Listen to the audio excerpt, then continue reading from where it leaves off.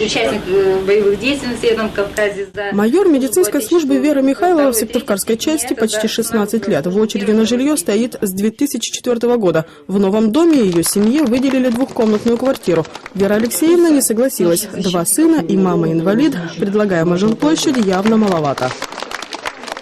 Ну, откажись добровольно от матери. Мы тебе дадим двухкомнатную добровольно, но добровольно ты должна отказаться от матери как от члена семьи.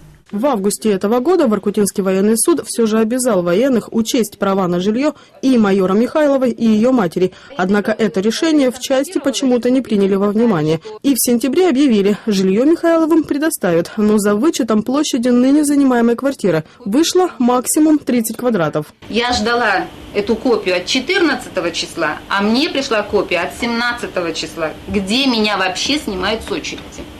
С 15 сентября майор Вера Михайлова на больничном. Тем временем из своей части она получила очередное письмо. 9 октября ее уволили. Это явно противозаконно, говорит адвокат военнослужащий Василий Гапоненко. Сейчас он обжалует последнее решение части, которым майора вычеркнули из очереди. Череда идет решений жилищно-бытовой комиссии воинской части 51-34. Там чисто похоже порой на какое-то издевательство.